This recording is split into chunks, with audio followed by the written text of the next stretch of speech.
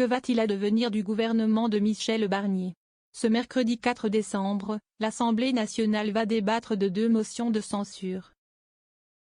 Or, celle déposée par le nouveau Front populaire pourrait bien être adoptée puisque le Rassemblement national a prévu de la voter.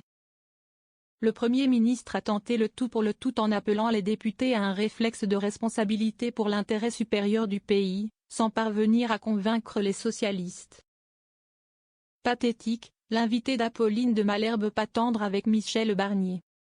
Ce mercredi, Éric Coquerel, député de la France insoumise, était l'invité d'Apolline de Malherbe dans le face-à-face de BFM TV. Ce dernier a notamment réagi à la prise de parole de Michel Barnier sur TF1 et France 2, la veille, qu'il a qualifié de pathétique. À s'accrocher à ce poste de Premier ministre dont il n'était initialement pas forcément très engagé, Michel Barnier montre une faiblesse, lance le député LFI. De façon plus générale, Éric Coquerel, dans la ligne habituelle des députés LFI, reproche au Premier ministre une absence de conciliation. Lui qu'il a qualifié d'homme de droite dont l'objectif est motivé par une volonté coûte que coûte de maintenir une politique qui enrichit les plus riches. Au mépris de l'intérêt général, le député sera chargé de défendre à la tribune la motion de censure déposée par le nouveau Front populaire. Un peu paradoxal, Apolline de Malherbe interpelle son invité.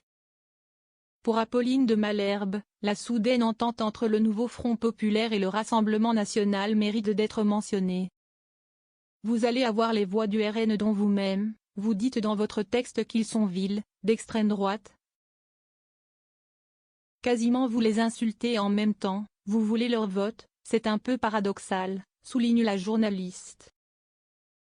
Peu convaincue par la défense de son interlocuteur, elle ajoute. Ça fait un peu penser à ceux qui allaient voter avec une pince à linge sur le nez. Si est-il à dire qu'on veut vos voix, et en même temps, on dit bien qu'on vous déteste.